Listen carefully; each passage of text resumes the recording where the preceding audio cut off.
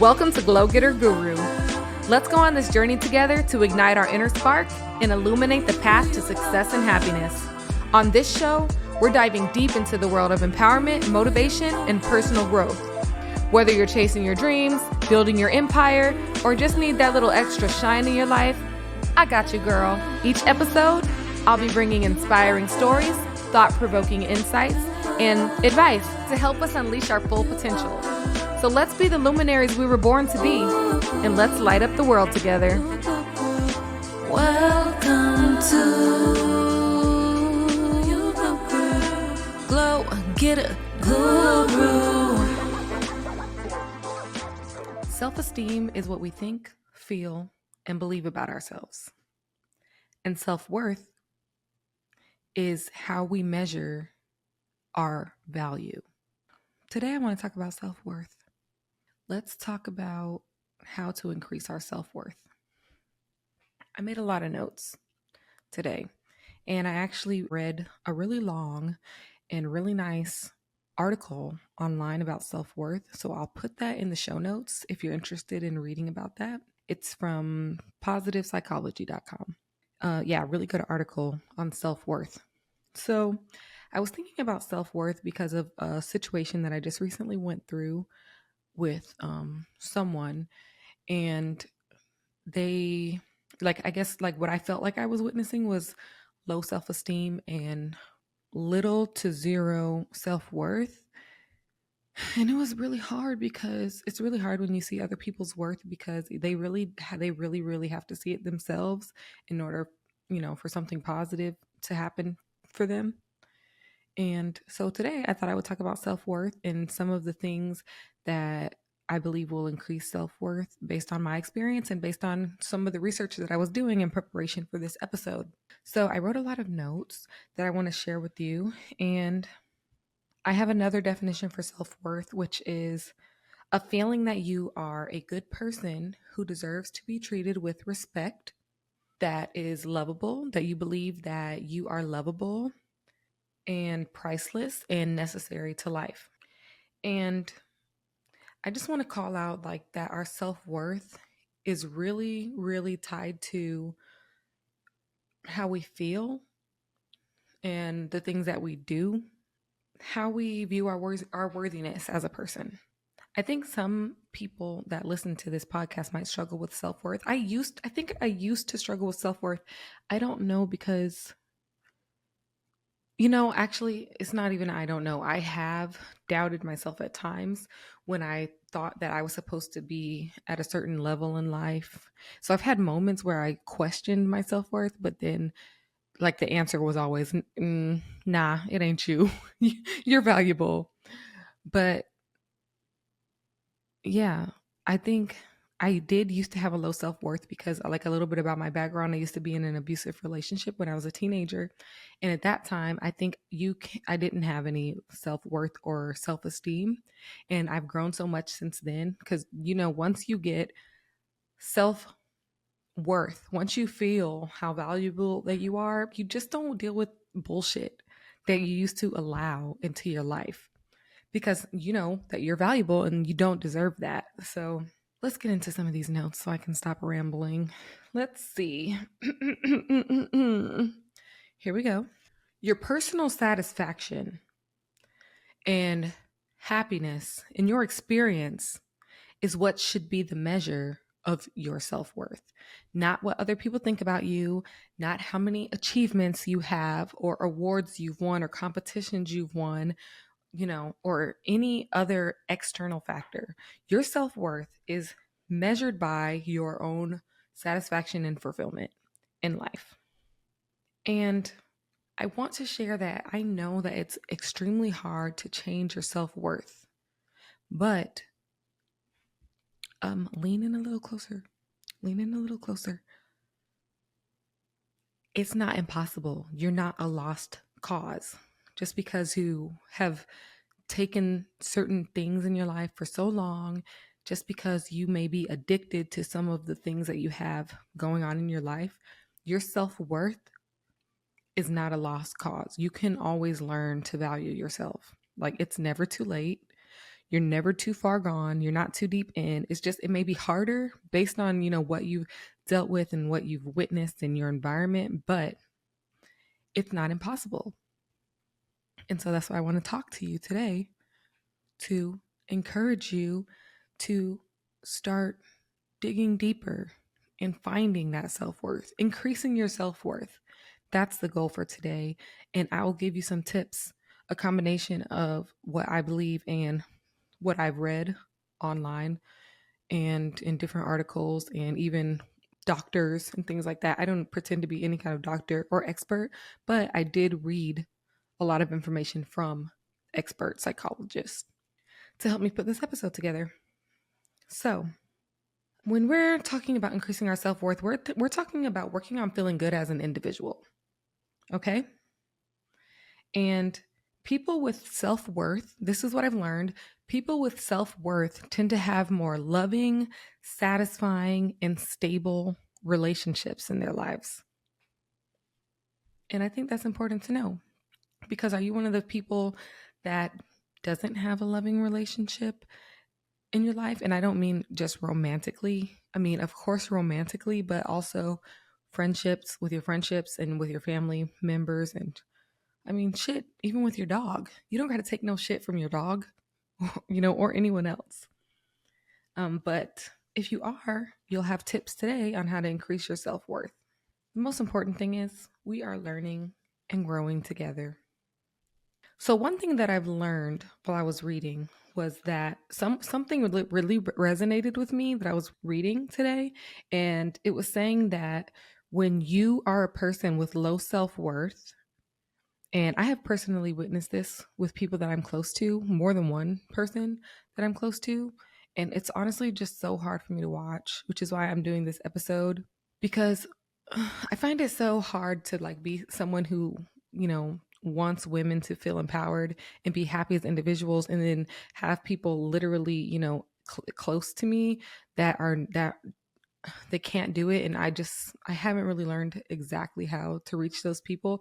It's kind of like, like with the artists like Beyonce or Taylor Swift, and you'll see people like putting comments under their posts saying things like, "You saved my life," or "I wanted to kill myself, but I heard your music and I changed everything, and I was able to do this because of this song." And I'm so curious on what it is about, like the message or the delivery, or is it something in the music that makes someone click and say, "Oh, I need to change."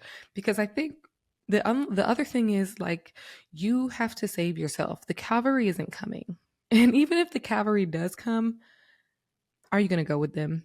You know what I'm saying? So it's kind of just like, I'm so curious on my journey of what I'm passionate about, on figuring out what those things are that can help people make the switch, the click in their mind, because it's just so crazy to me. I know, like, one thing is, a lot of times when people have low self-worth or low self-esteem, or they're in situations they don't need to be in, you kind of have to be forced to hope that they recognize those things themselves, or that there's someone or something that you can bring or say to that will encourage them, to do something for themselves, something that will change their life positively for themselves. But most of the time, you just have to hope that they come to the realization on their own. And some people do, and then some people don't. And that's what's really hard about it to me. But if you're someone who struggles with self worth or low self esteem, what I can do right now, the only thing I know how to do right now is to just share what I've learned, because I'm naturally like a researcher.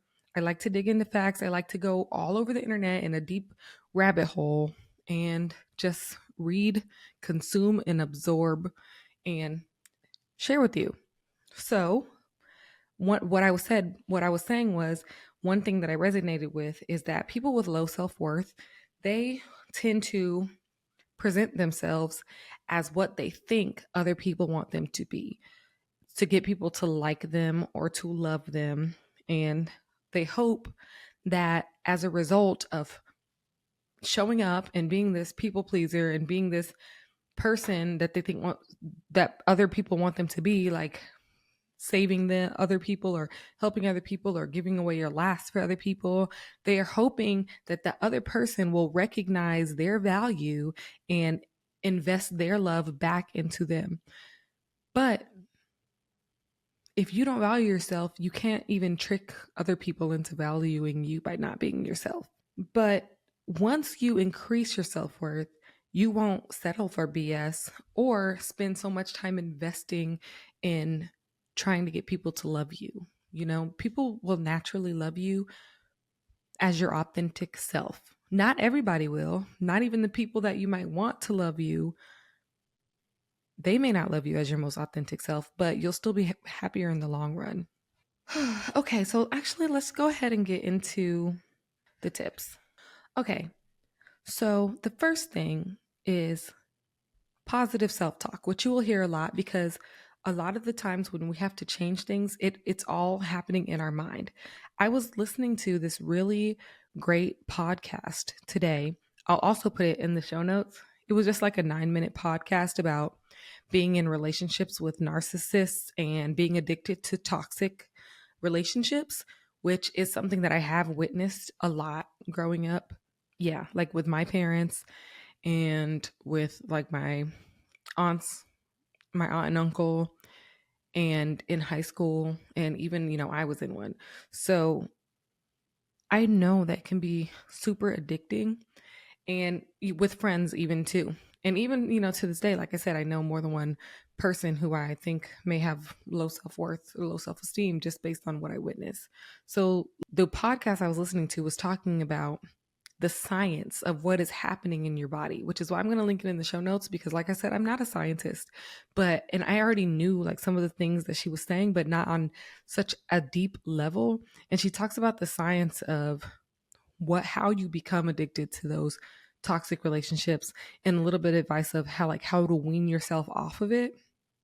And I just think it's so hard because I think a lot of the self-worth that we get in the beginning of our life is because of our environment and what we witness and what becomes our normal, because whatever environment you grow up in, whether it's a super healthy household or it's a broken household, or you have parents that struggle with addiction or like alcoholism, or maybe they abuse each other, etc., a plethora of things. Or if grow up in a house where everyone in your house has a high value, a high self-esteem, limited beliefs or limitless beliefs, that is normal to you. You don't even recognize anything outside of that because to you, you wake up in that and you live in that. It's kind of like living in the hood, right?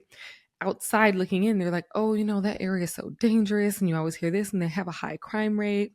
But if you live in the hood and you're walking down the street, like I think most days you don't feel unsafe. You just live there. Like that's just part of your life.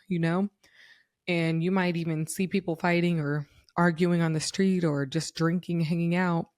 And other people that didn't grow up in the environment may walk by and think, let me clutch my purse.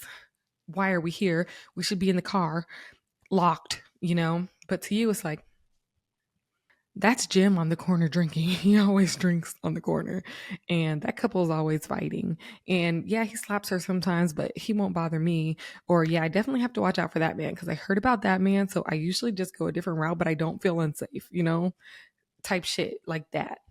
So what I was saying before I went off on a ramble, if you're still with me, like after all this rambling, like shout out to you. Shout out to you. And I do have something. I do have something to give you. This is what we need. This is what we need. We need to increase our self-worth and self-value.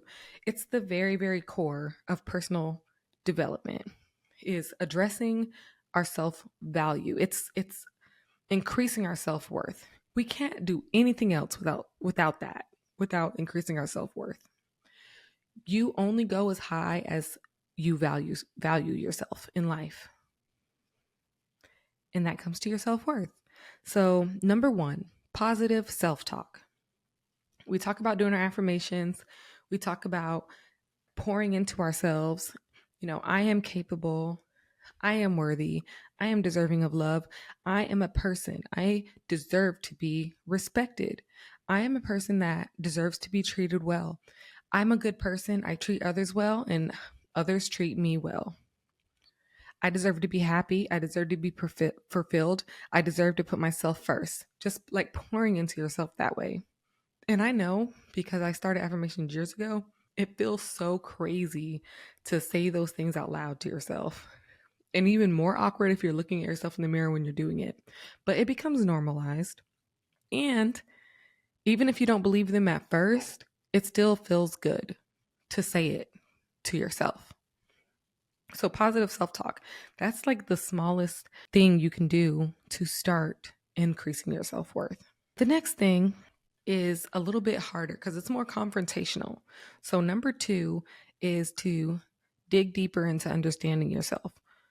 So, recognizing like where your root beliefs come from or why you do certain things or you react to certain situations, or if you're like debating with yourself on should I do this, which would be a benefit to your life, or should I do this, which will inconvenience your life but help someone else, but you may be in a worse off position and you're deciding which to choose, and you usually choose to put someone else before you. It's practicing recognizing those situations and then asking yourself, why do I do that? Why did I choose to put this person in front of me when I knew I needed to take care of this for myself? Like, why did I do that? You have to understand why. And it's not like you have to think of yourself and say, I shouldn't have done that, or that was the right thing to do. You don't have to decide that. Like, it's just understanding your reasoning at this point, just digging deeper into who you are and why you do these things and what about it, how do you feel about it? It's recognizing when you do these things, one, why do I do them? Did they come from beliefs that I was raised on? Did it come from what I witnessed as a child? And how does it make me feel? And really sitting in that, really sitting in how does it make me feel? Just get curious. Get curious about learning about yourself and why you make decisions, and when you make these decisions, how it makes you feel. And then, like, sitting in those moments where you feel at your most happiest and you're saying, why do I feel so happy right now? Is it the bond, the connection I'm feeling with someone because we're making jokes and we're laughing? And I feel very happy because I just had this deep conversation with someone. I feel like I can be myself. I can say anything I want. Why am I so happy right now? Because I took time for myself and no one is around and I'm just alone and I just feel so at peace. And what I'm trying to say is get to know yourself on a very, very deep level. Get so curious about why you have these habits, why you do these routines, and recognizing how you feel in specific situations and deciding if that is how you want to live your life or that's not how you want to live your life. And still on that same note is to start, when you're learning about yourself, is to start investing in those feelings that feel good. Trying intentionally to create more of those experiences that feel good and recognizing the experiences that feel bad and how you can avoid those situations. Not avoid, reduce. Reduce. Yeah, because the goal basically is increasing your positive experiences, and as a result your self-worth will increase, because when you are thinking about increasing your positive experiences, you're enriching your life and you're feeling good about yourself and you're happy and you're feeling fulfilled. And when you recognize the bad situations, you're learning what you like and what you don't like. And if you have more positive experiences more frequently and less bad experiences more, if you're reducing the amount of times you're having bad experiences and increasing your positive experiences, then you will slowly start to not want to experience the bad experiences because you're being more fulfilled with positive experiences. You'll start to recognize, I don't want to do this anymore because it doesn't feel good. And I want to go do this thing because it feels good, because you're being intentional about creating those experiences. Okay, number 3, invest in your health. And I'm heavy on this because I've been talking about it, but I'm actually heavy, like getting into it. Is yeah, remove things that make you feel unworthy. And I know that's extremely hard, but you don't have to start with the biggest things. You can start with the smallest things. So that's what I'm saying, to invest in your health. Like right now, it's July. It's like midway through July, and I'm walking a minimum of 10K steps every day because I'm investing in my health. I missed my last dentist appointment and my last eye doctor appointment. So I told myself I was going to get back on taking care of my health. And that's just not, it's deeper than just saying, oh, I'm going to walk every day. It's like going to the doctor, doing your appointments. I have not been to the doctor in a super, super long time.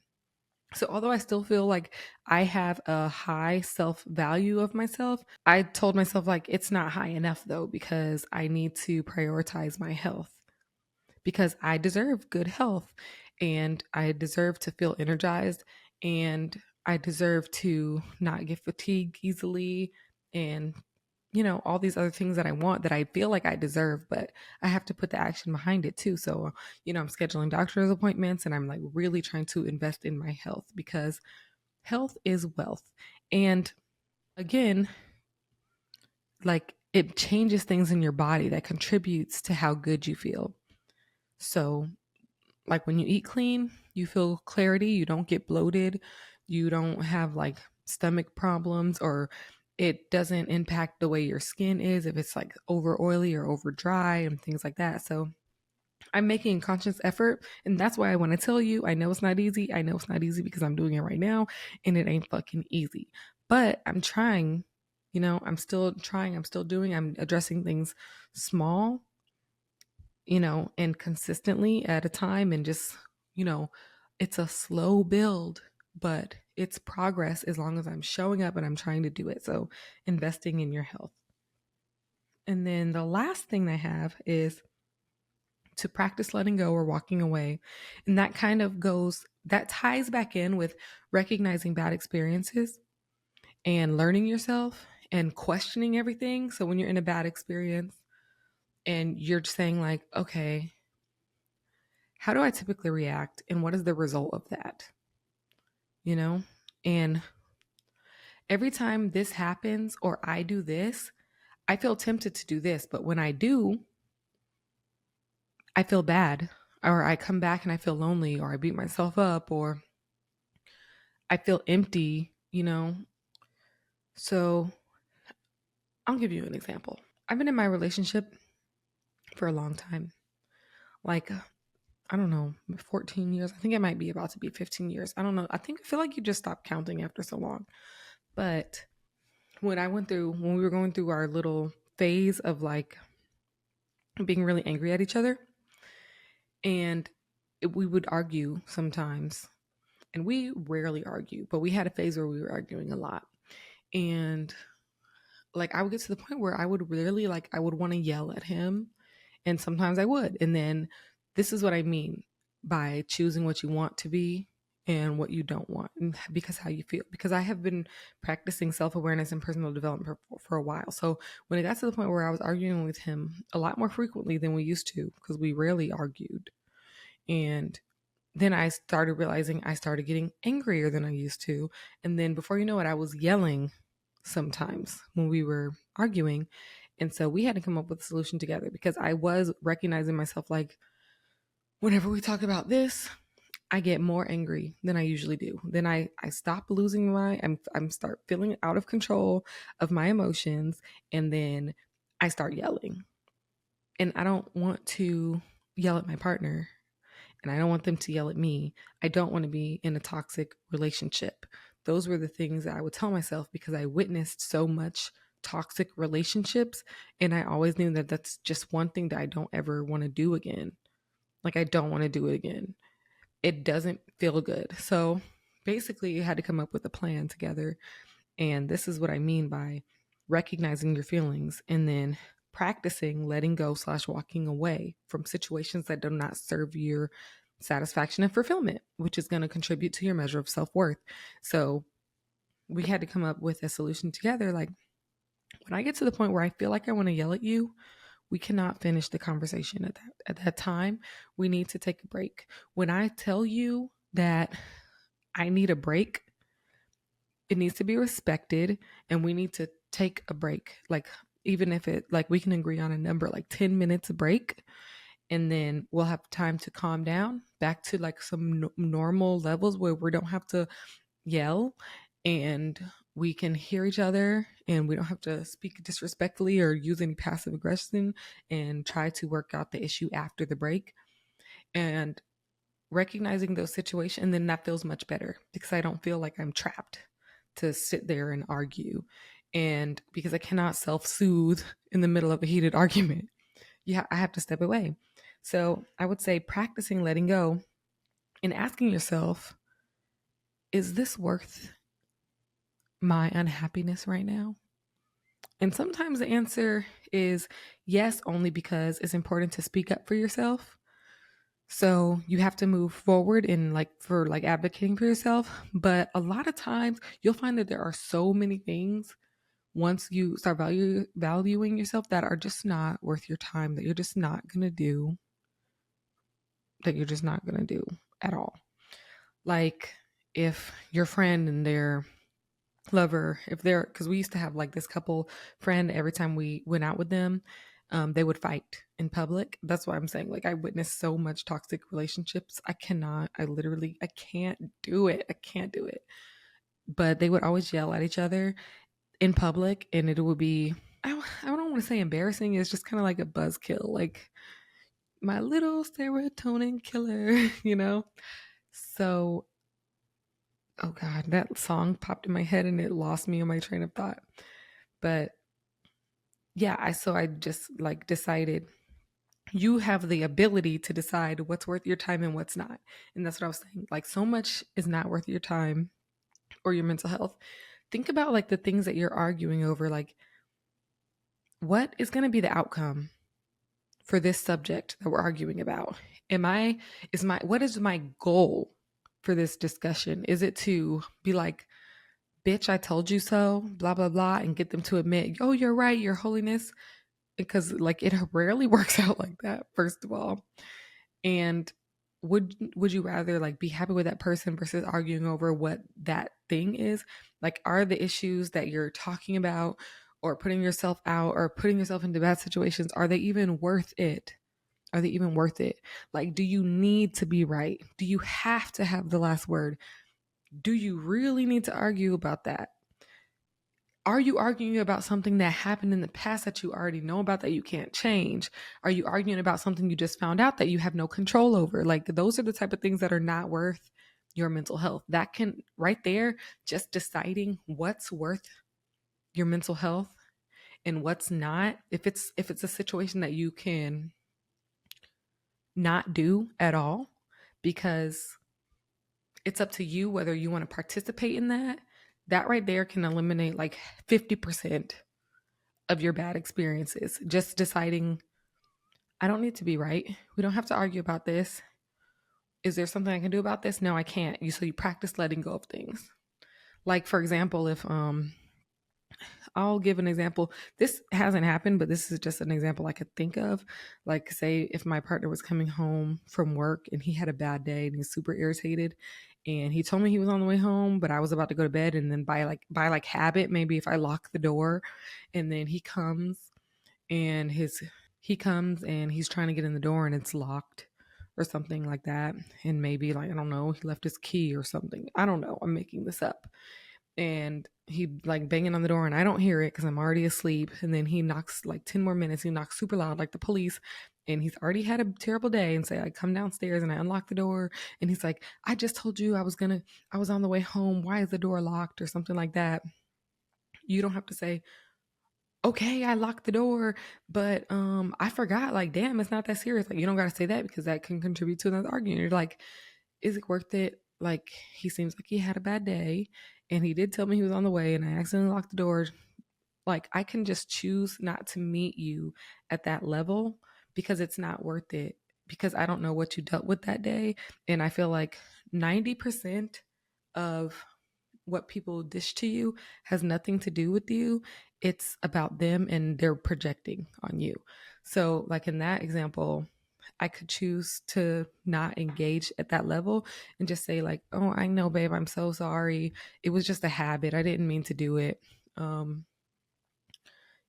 So I'll try to be more mindful next time. And then bam, the issue is over because you can't change it. You had locked the door already. And they were outside irritated, banging on the door for 10 minutes. Do you really want to come in and, first of all, make their mood worse and one, ruin your mood? Like, it could be irritating for someone to like yell at you about something. So to you, it's like very small, but to them, it could be like a buildup of a bunch of things. But either way, it's not worth arguing over, like simple things like that. You could just practice. Is this issue worth my time? It's not. Like arguing over a door that you accidentally left locked would not be, in my opinion, worth arguing about. So, that's just a small example, but that's pretty much all I had today were those 4 tips, and to say that you are deserving of love and you are so worthy, and it's not too late. Like I said in the beginning, you're not a lost cause, and you are loved and accepted as your authentic self by someone somewhere. They're thinking about you and loving you and wanting the best for you. And I hope that you can learn to want the best for yourself and love yourself. And like I said, I'll put the podcast that I listened to in the show notes about the science of it, because I know that toxic relationships can be addicting, but they can be changed. It can be changed. And I wish you the best, and I'll talk to you next week.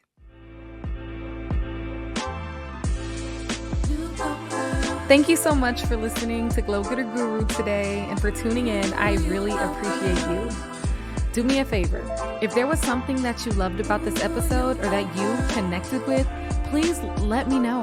Connect with me on Instagram. I can't wait to hear from you. Talk to you soon. Bye.